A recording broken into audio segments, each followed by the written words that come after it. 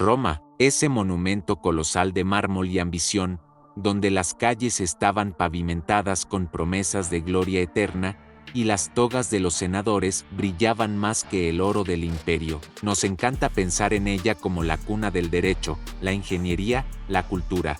Pero, ¿qué tal si te digo que mientras los emperadores se engullían lenguas de pavo real, y se bañaban en leche de burra para mantener la piel suave, detrás de esos muros relucientes se escondía un secreto tan oscuro que ni los poetas ni los cronistas más respetados se atrevieron a relatarlo? Porque Roma, esa misma Roma que veneramos, fue también el escenario de un horror sistemático, un comercio macabro que convirtió la infancia en una mercancía para el placer retorcido de los poderosos.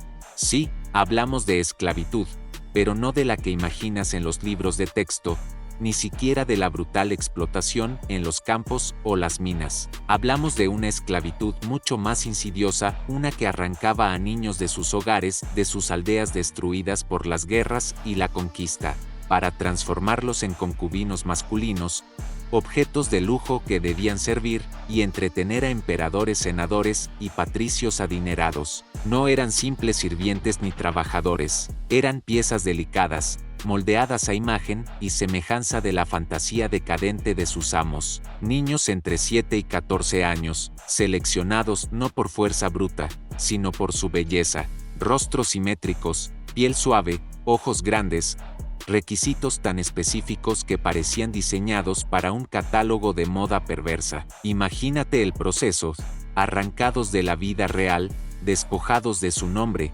su idioma y sus raíces, la identidad borrada con precisión quirúrgica, reemplazada por una nueva personalidad que respondía al capricho de sus dueños. Todo un sistema diseñado para romper la voluntad y reconstruirla bajo el yugo de la sumisión absoluta. No era suficiente con capturarlos, había que transformarlos. Y no hablamos de una esclavitud cualquiera. Muchos de estos niños eran castrados, mutilados para conservar una apariencia juvenil perpetua y evitar cualquier desarrollo masculino que desentonara con el ideal impuesto por sus amos. Un acto brutal, oculto bajo la sombra de la oficialidad romana, prohibido solo de nombre, pero practicado con total impunidad en los recintos dorados del poder. El condicionamiento psicológico no se quedaba atrás. Se les entrenaba en música, poesía, danza, no para su disfrute, sino para ser compañía perfecta, para anticipar estados de ánimo, para ocultar sus propias emociones bajo una máscara de sumisión. Su castigo por fallar era rápido y cruel: golpes, hambre, aislamiento, hasta la muerte. Y si tenían suerte, recibían un pequeño premio: mejor comida, ropa fina, el amargo privilegio de ser la posesión favorita, la joya del palacio. Pero, aunque su vestuario fuera de seda y sus cadenas doradas, seguían siendo esclavos, objetos sin derecho ni voluntad propia. Vivían en un limbo, ni humanos ni simples pertenencias, atrapados en una actuación constante donde un error podía ser fatal. Esta es la cara oculta de la Roma que nos enseñaron a admirar, la que no brilla en las estatuas ni en los relatos heroicos. Esta es la historia que ningún libro oficial quiso contar. Esta es la tragedia de los niños concubinos, la vergüenza oculta tras el esplendor del Imperio Romano.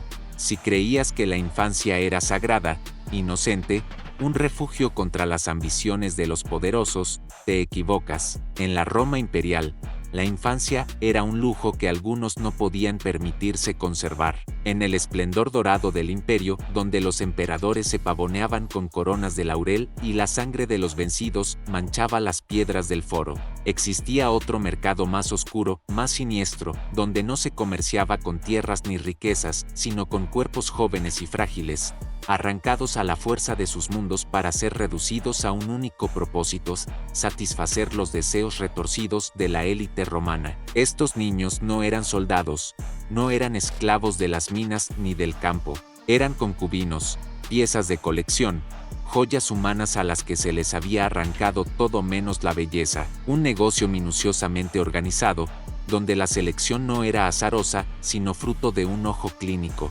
casi científico. Los traficantes de esclavos, con una eficiencia macabra, evaluaban cada detalle: la textura de la piel, la simetría del rostro, la juventud eterna encapsulada en figuras delgadas y rostros aniñados que, por supuesto, debían cumplir con los cánones estéticos romanos. ¿Te parece morboso? Pues espera, porque el espectáculo apenas comienza. Imagina a esos niños, muchos huérfanos desplazados, testigos de la destrucción de sus aldeas y la muerte de sus familias, desnudos, sobre bloques de madera inspeccionados como ganado por compradores, sin escrúpulos que discutían el precio según la longitud de las pestañas o la delicadeza de las manos. Se les evaluaba como si fueran objetos, y en efecto, eso era lo que se esperaba de ellos, que renunciaran a su humanidad para convertirse en objetos. Los afortunados eran adquiridos rápidamente, los demás, rechazados,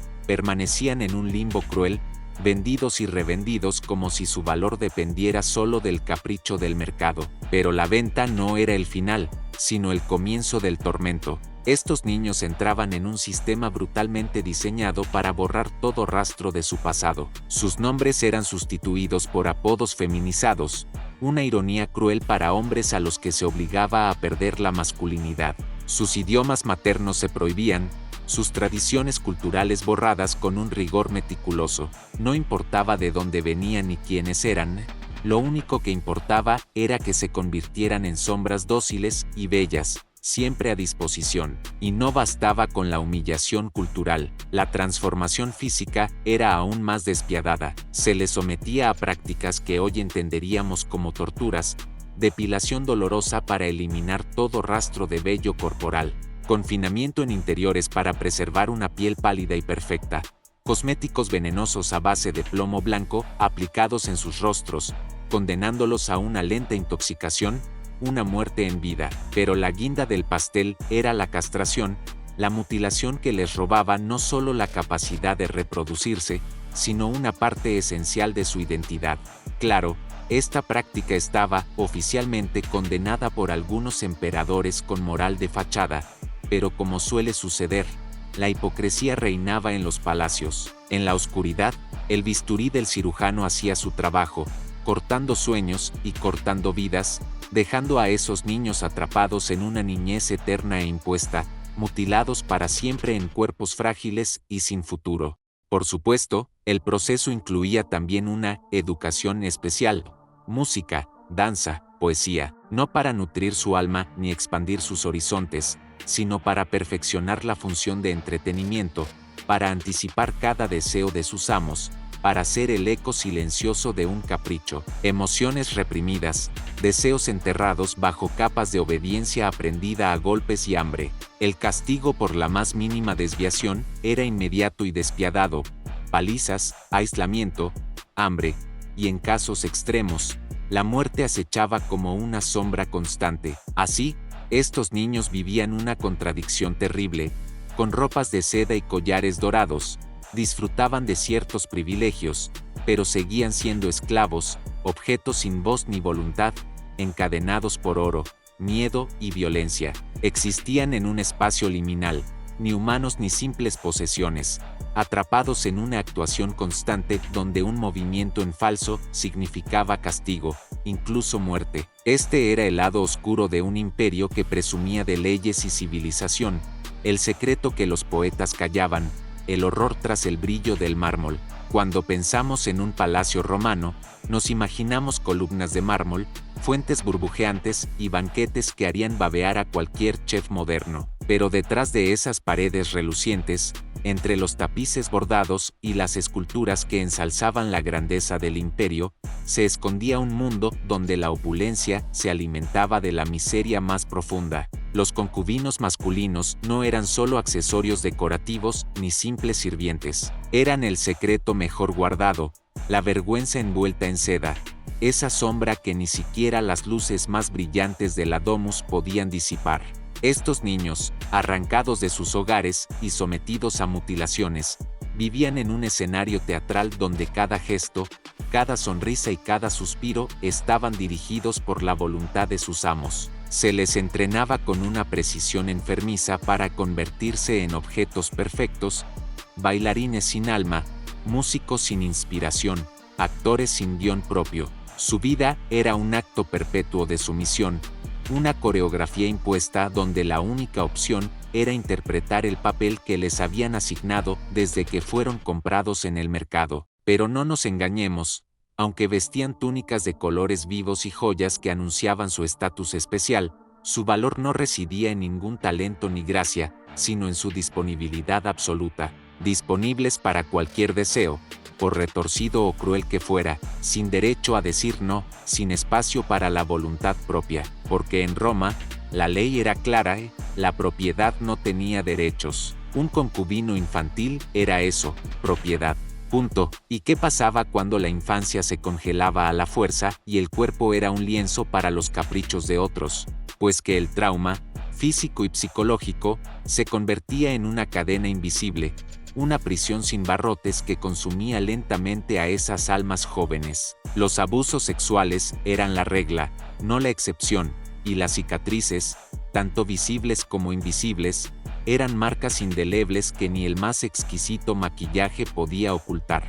Se dice que el emperador Adriano tenía un joven concubino llamado Antin, un griego de belleza casi sobrenatural que fue objeto de adoración y controversia. Historias románticas se han tejido alrededor de esa relación, intentando suavizar o incluso glorificar un vínculo que en realidad fue parte del sistema cruel y deshumanizante que nos ocupa, porque el amor, en estos casos, no era más que una ilusión pintada sobre un fondo de poder, violencia y sumisión.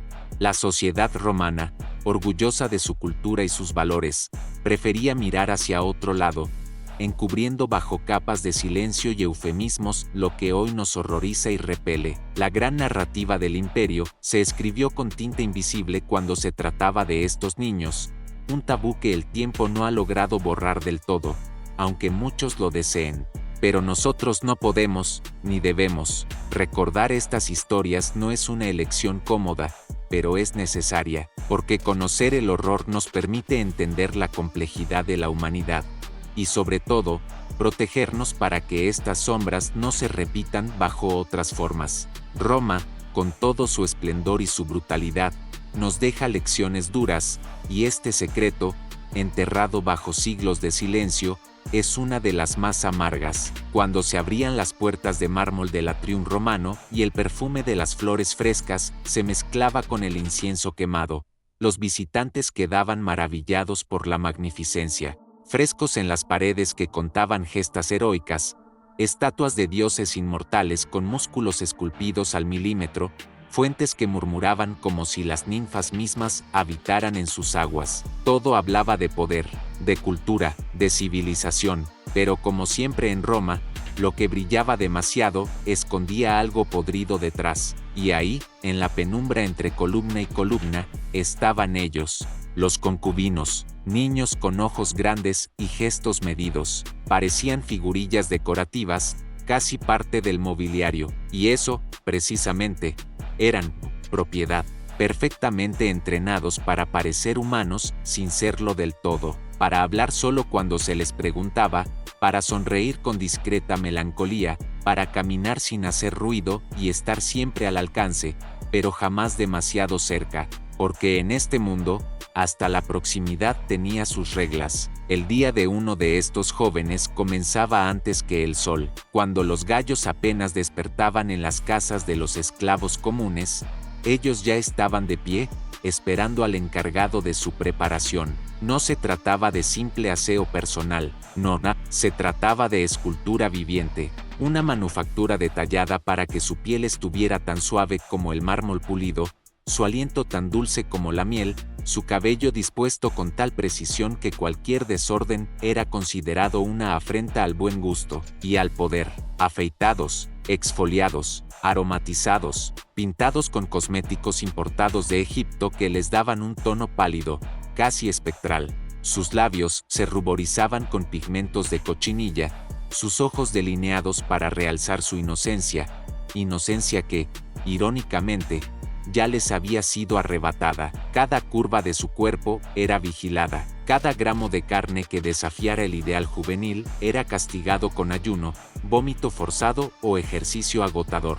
El objetivo, congelarlos en una adolescencia perpetua, que no crecieran, que no maduraran, que fueran eternamente deseables, según los gustos, bastante cuestionables, por cierto, de una élite aburrida y peligrosa, y si el cuerpo no obedecía a los caprichos del tiempo, la cirugía ayudaba. ¿Creías que la castración era una práctica medieval? Roma ya la usaba como herramienta estética. El cuchillo del cirujano, a veces en manos de verdaderos carniceros con poca pericia, se deslizaba sin piedad para mutilar, no por salud, no por religión, por estética, porque los hombres poderosos de Roma no querían ver rasgos viriles en sus juguetes, querían conservar esa belleza andrógina, frágil, ese limbo entre lo masculino y lo femenino que tanto excitaba a quienes habían perdido todo límite moral.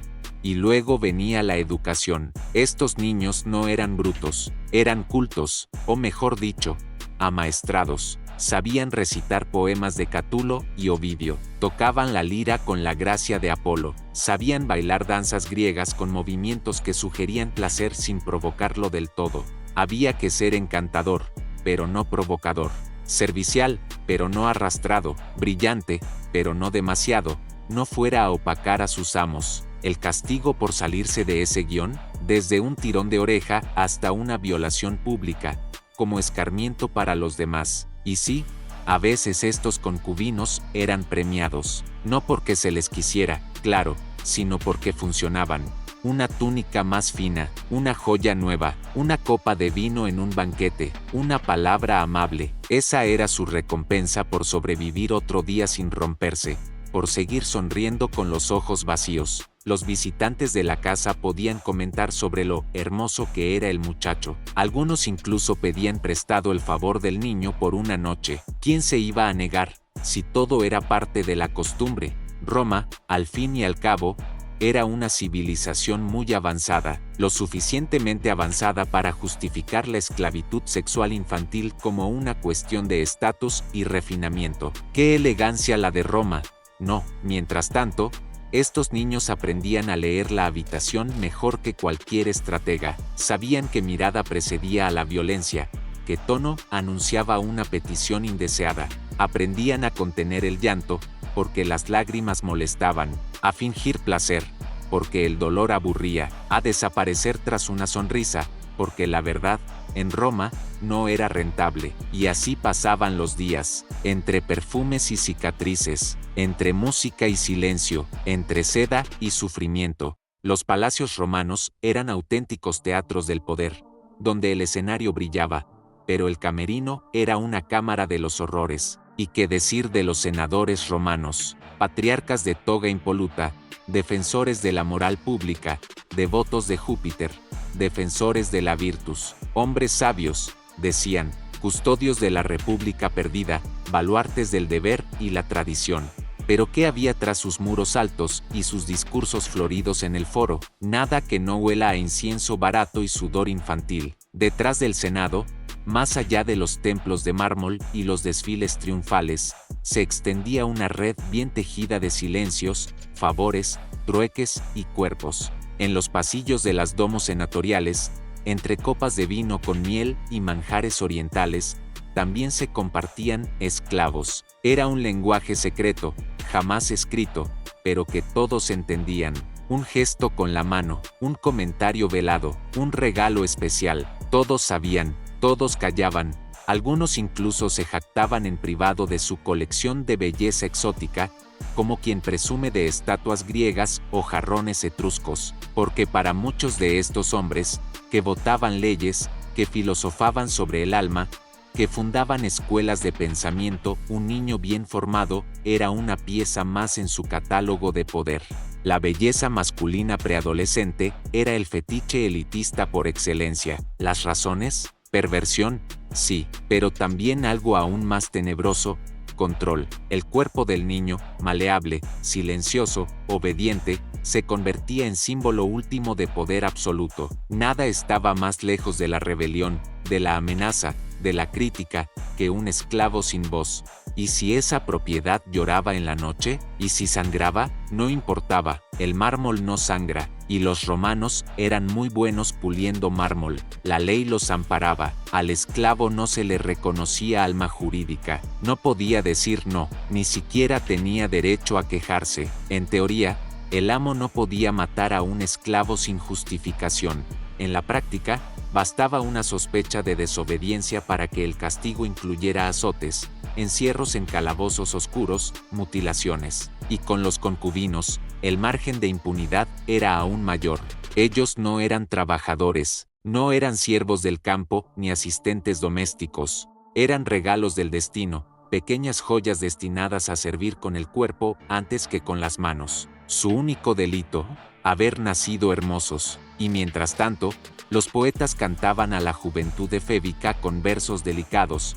Los médicos escribían tratados sobre cómo mantener fresca la carne joven sin que se deteriore, y los filósofos racionalizaban la esclavitud como un orden natural del mundo. Sí, incluso Séneca, el gran moralista, tenía esclavos, algunos, dicen, con características particulares. La paradoja moral era tan grande que solo podía sostenerse con una arquitectura compleja de justificaciones. El niño ya no tiene familia, es mejor que viva aquí, con comodidades, que en la calle. Le damos cultura, lo alimentamos bien, lo vestimos con seda, pero esas sedas eran cadenas, y esos halagos, cuchillos, porque cada acto de aparente benevolencia escondía una verdad inconfesable.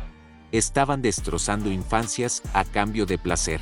Los banquetes eran escenarios de teatro. El vino fluía, los filósofos disertaban, los músicos tocaban la flauta, y allí, entre los cortinajes, esperaba un niño maquillado, vestido para complacer, sin voz, sin nombre, sin mañana. A veces uno nuevo, a veces uno que ya mostraba signos de desgaste, ojeras, melancolía, mirada muerta. Cuando eso ocurría, el amo simplemente pedía otro, y el anterior, si tenía suerte, era relegado a tareas menores. Si no, desaparecía. Y no, nadie escribía sobre eso. Los cronistas hablaban de guerras, de reformas políticas, de augurios celestiales, pero de los esclavos concubinos, solo quedaban notas al margen, murmullos en cartas privadas, leyendas escondidas entre líneas. Roma quería ser recordada por sus acueductos, no por sus sótanos. Sin embargo, por muy gruesa que sea la cortina de la historia oficial, siempre se cuela una grieta, y en esa grieta, en ese silencio incómodo entre párrafos heroicos, sobreviven sus sombras, voces rotas, pisoteadas por sandalias doradas, vidas arrancadas y usadas como decorado de una élite que no conocía límites ni vergüenza. En Roma, no hacía falta ser un noble para saber lo que ocurría entre las cortinas de terciopelo y los muros altos de las villas patricias. Bastaba con vivir, con observar, con prestar oído a los murmullos de las cocinas, a los cuchicheos en los foros, a las risas forzadas en las esquinas de las tabernas. La ciudad entera era un teatro de apariencias, y bajo el escenario, el suelo crujía con secretos podridos. Los plebeyos, esa masa abigarrada de trabajadores, vendedores, artesanos, libertos y sirvientes, sabían muy bien qué pasaba en los palacios. Ellos eran los que lavaban la sangre de las túnicas, los que recogían las togas rasgadas tras las fiestas privadas, los que callaban cuando veían a un niño nuevo llegar con collar de oro y cara de terror. Y callaban, claro que sí, no por maldad, por miedo, porque sabían que cuestionar al amo podía costarles la lengua o la vida. El poder en Roma no se discutía, se soportaba. Las mujeres romanas, relegadas a la sombra del hogar, no eran ajenas a este sistema. Las esposas de los senadores, emperadores y magnates veían a esos niños con una mezcla venenosa de lástima, desprecio y celos contenidos. Sabían que no eran competencia sexual, eso ya lo tenían asumido, pero sí eran el espejo de su propia irrelevancia. Mientras ellas tejían en la penumbra, los niños esclavos se convertían en el centro de la atención masculina. A veces se les ordenaba que los bañaran, que los prepararan, que los peinaran, como si fueran muñecas. Algunas lloraban en silencio, otras endurecían el corazón, la mayoría simplemente seguía viviendo. Y no olvidemos a los otros esclavos,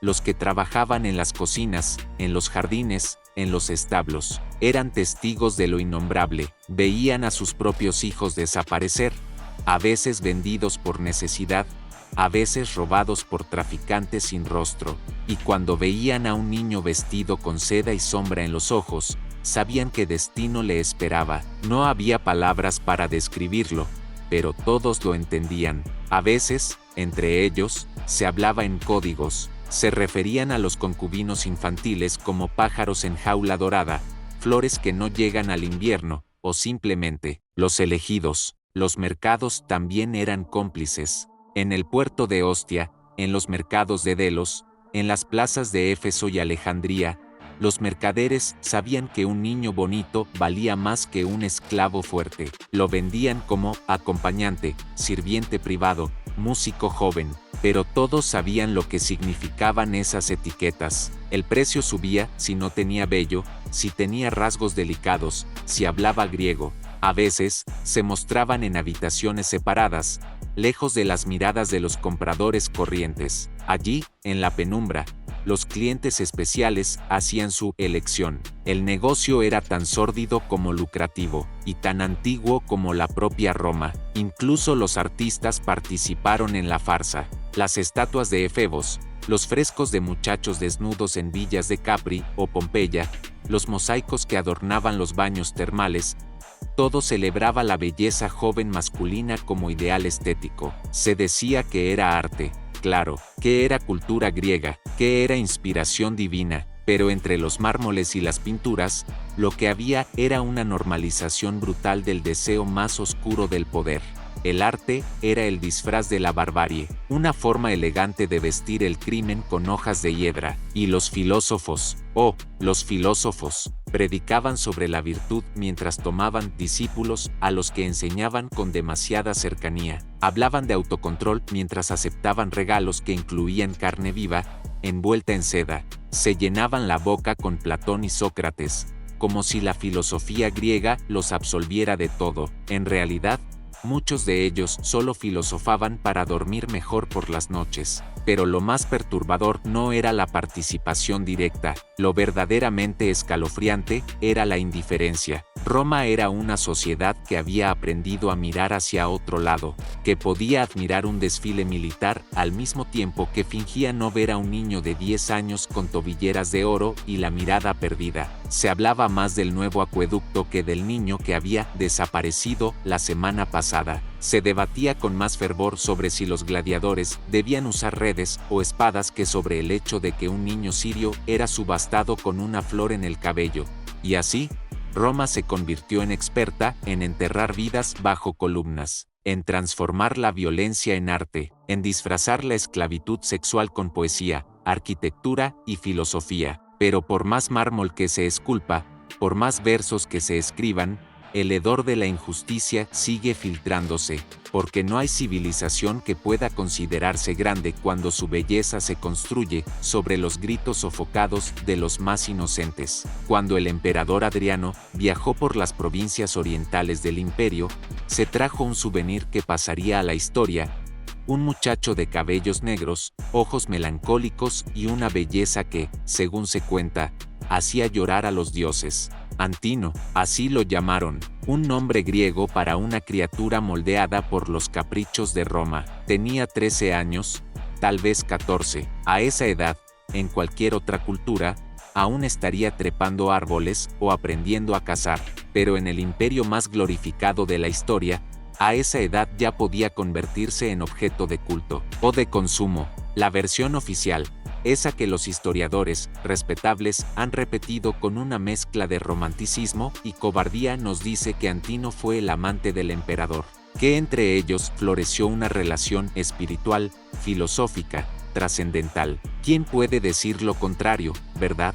Después de todo, Adriano mandó construir estatuas del joven por todo el imperio, fundó una ciudad con su nombre, e incluso permitió que lo adoraran como un dios tras su muerte. Un gesto profundamente generoso o profundamente culpable, pero la versión que no se cuenta en los libros de historia es mucho más amarga y más cercana a la realidad. Antino no fue un amante, fue un niño castrado, fue un esclavo entrenado para complacer, adornar, complacer otra vez. Fue un símbolo viviente del narcisismo imperial. No hay registro de su voz, no hay palabras suyas conservadas, Solo su cuerpo, congelado en mármol, moldeado por artistas que lo vieron como estatua antes que como ser humano. Dicen que murió ahogado en el Nilo. ¿Accidente? ¿Suicidio? ¿Sacrificio ritual?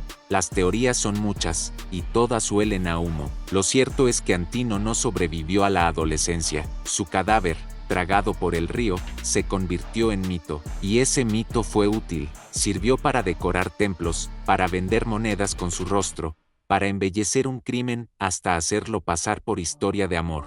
Roma siempre supo maquillar el horror con arte, pero Antino no fue el único, fue simplemente el más famoso. Miles de niños pasaron por lo mismo, sin monumentos, sin nombres, sin ciudad alguna erigida en su honor.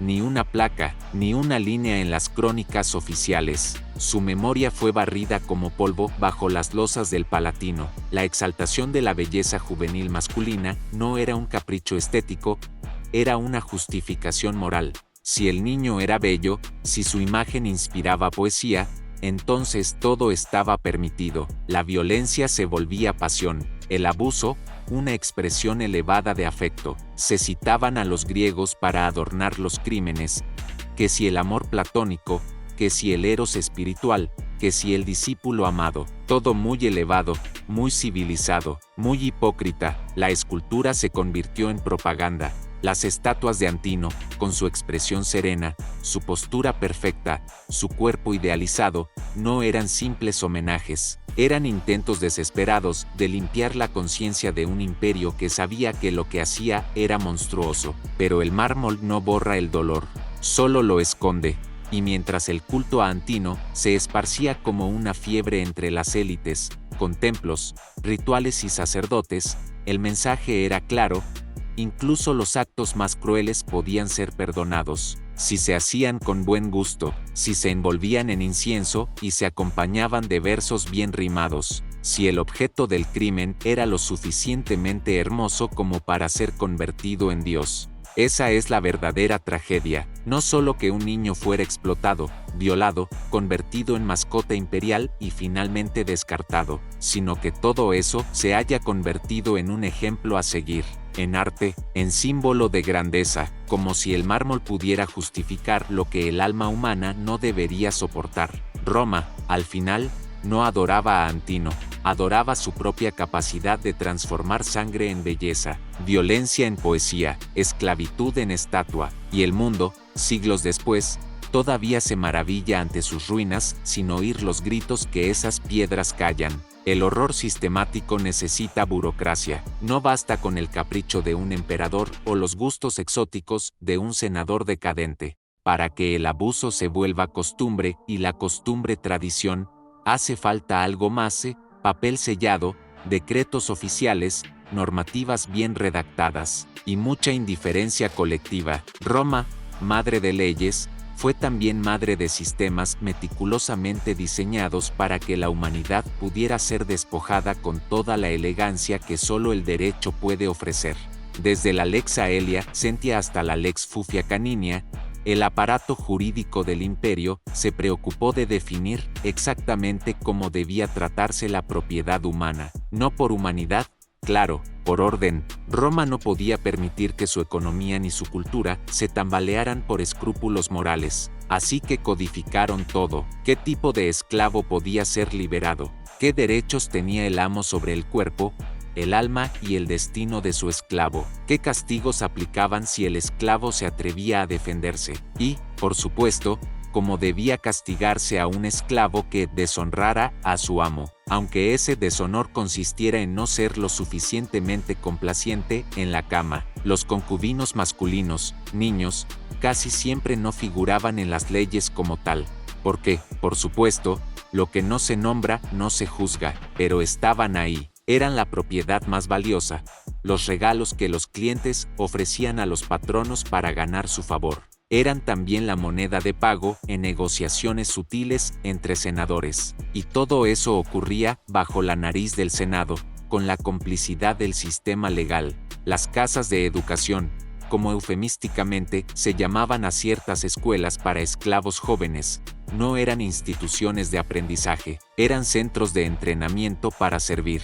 En todos los sentidos, había instructores, había horarios, había listas de espera para los compradores más exigentes, y había leyes, leyes que protegían al amo, no al niño. La ley romana era clara: el esclavo no tenía personod, no tenía existencia jurídica, era una res, una cosa, podía ser vendida, destruida, modificada. El amo podía castrar a su esclavo si lo consideraba útil, aunque esto fuera mal visto por algunos moralistas, y si el esclavo moría como resultado del castigo, bueno, qué pena, se trataba de una propiedad dañada, un gasto más en los libros contables de la domus.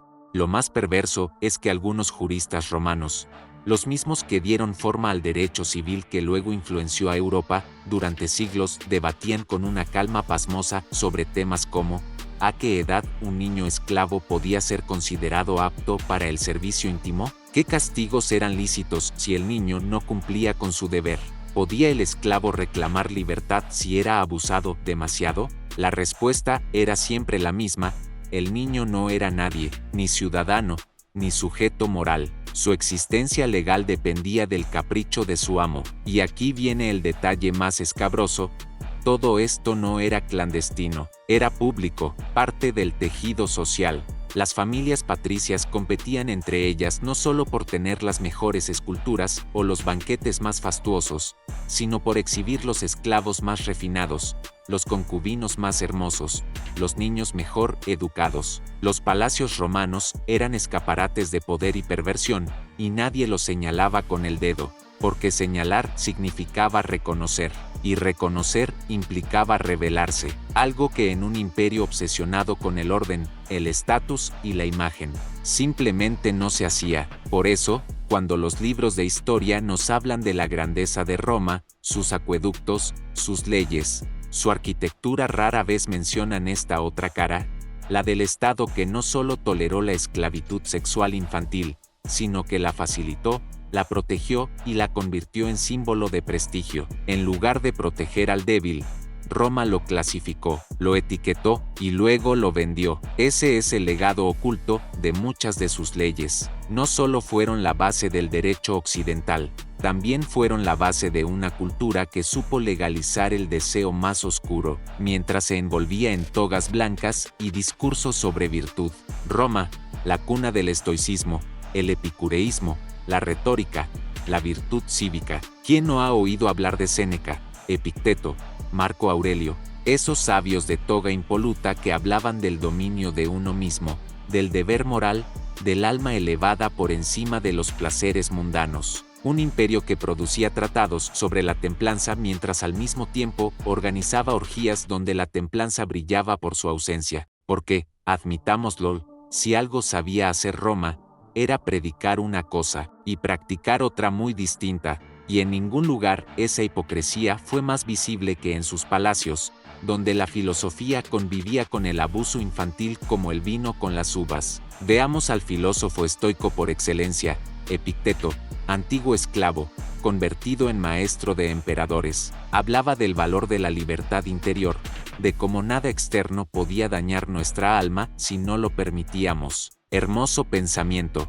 Ahora, imagine usted a un niño esclavo, recién castrado, maquillado como una estatua viva, obligado a recitar poesía en griego mientras un senador se lo come con los ojos. ¿Dónde queda la libertad interior ahí? ¿Cómo se cultiva el alma cuando el cuerpo es propiedad de otro? El estoicismo romano tenía una peculiar habilidad para ignorar lo concreto, hablar del alma universal, pero no del cuerpo explotado, alabar la razón, mientras se legalizaba la violación. Y es que para los pensadores romanos, la virtud era una especie de club exclusivo, reservado para ciudadanos varones libres. Todo lo demás, las mujeres, los esclavos, los extranjeros, los niños, quedaba fuera del radar moral. Eran útiles, molestos o decorativos, pero nunca verdaderamente humanos en el sentido moral del término. ¿Y qué decir de Marco Aurelio, el emperador filósofo? Su diario,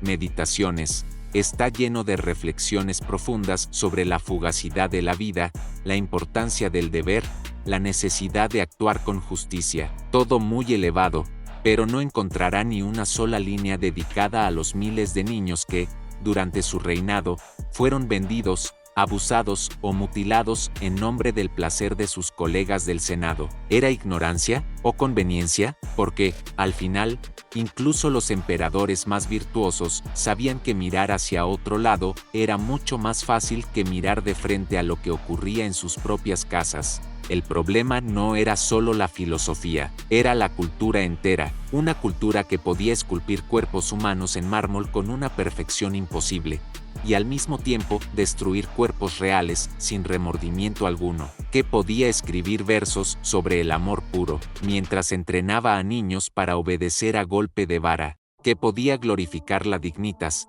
esa mezcla de honor, estatus y apariencia mientras ocultaba sus crímenes bajo capas de incienso, vino y poesía, porque sí, Roma era civilizada, pero su civilización tenía sótanos, y en esos sótanos no se guardaban libros, se guardaban niños. La élite romana hablaba del alma, del deber y del equilibrio cósmico, mientras disfrutaba del poder absoluto sobre seres humanos reducidos a objetos. Pero lo más siniestro era su habilidad para justificarlo todo. El esclavo era inferior por naturaleza, decían. El placer era parte del orden cósmico, y si alguien sufría, era simplemente porque el destino lo había querido así. Así, mientras los filósofos debatían sobre el telos de la existencia, los niños esclavos aprendían a sonreír con los labios pintados, sabiendo que un pestañeo malinterpretado podía costarles la vida. Roma era el imperio del contraste, mármol por fuera, carne rota por dentro, la ciudad de las ideas grandiosas y los crímenes normalizados. Y en esa tensión, en ese teatro de virtudes huecas y horrores ocultos, se jugó la verdadera tragedia romana, no que abusaran, sino que lo hicieran creyéndose civilizados.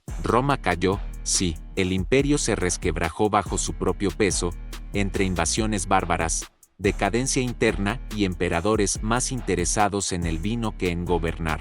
Las legiones se dispersaron, los dioses paganos fueron reemplazados por el crucifijo, y las villas mármol se convirtieron en ruinas románticas para turistas del siglo XIX. Y sin embargo, algo de Roma nunca murió, algo profundo, visceral, incómodo, su forma de entender el poder, su capacidad para convertir el cuerpo humano en un instrumento de placer, de estatus, de dominio. Esa herencia, podrida hasta la raíz, sobrevivió mucho más allá de los muros del Coliseo, porque cuando cayó Roma, sus estructuras sociales, sus jerarquías, sus silencios, sus justificaciones, se incrustaron como semillas en los imperios que vinieron después. El concepto de que algunos cuerpos existen para servir y otros para dominar no fue exclusivo de los romanos. Fue solo refinado, maquillado, exportado. Los concubinos infantiles, esos espectros de seda y ojos vacíos, no desaparecieron del todo, cambiaron de nombre, de idioma, de forma, pero la idea siguió viva, que la belleza puede ser una condena, que la infancia puede ser una mercancía, que el poder puede permitirse todo, siempre que se vista con la toga adecuada. Y lo más perverso es que la historia oficial, esa que se enseña en escuelas, esa que llena documentales con gladiadores y águilas imperiales, aún se resiste a mirar estos horrores de frente. Nos hablan del derecho romano, de las carreteras, del arte, de las termas, como si un mosaico bastara para excusar una cultura que legalizó la esclavitud sexual infantil, como si los logros arquitectónicos pudieran borrar los gritos apagados entre las columnas de mármol. Roma fue grande, sí, fue refinada, fue gloriosa, pero también fue monstruosa, y no hay imperio, ni pasado ni presente que pueda separarse de sus crímenes solo porque sus estatuas son hermosas. ¿Qué hacemos, entonces, con esta verdad? ¿La enterramos, como hicieron los cronistas? ¿La dulcificamos con metáforas? ¿O la enfrentamos, cruda, incómoda, como el cadáver mal oculto de una civilización que se creyó eterna? Recordar no es revanchismo, es justicia, es devolver nombre, rostro y dignidad a quienes fueron borrados de la historia por ser demasiado jóvenes, demasiado sumisos, demasiado útiles para incomodar. Es mirar al pasado y atreverse a decir, esto ocurrió, lo permitieron, lo aplaudieron, y no debe repetirse, porque cada palacio romano tenía un sótano, cada emperador tenía sus secretos, y cada civilización que olvida las víctimas que sustentaron su grandeza está condenada a repetir el horror, solo con nuevos disfraces. Así termina esta historia, no con redención, ni con perdón, sino con memoria, porque los niños de Roma no tuvieron voz, pero tú sí puedes escuchar, y eso, tal vez, cambie algo.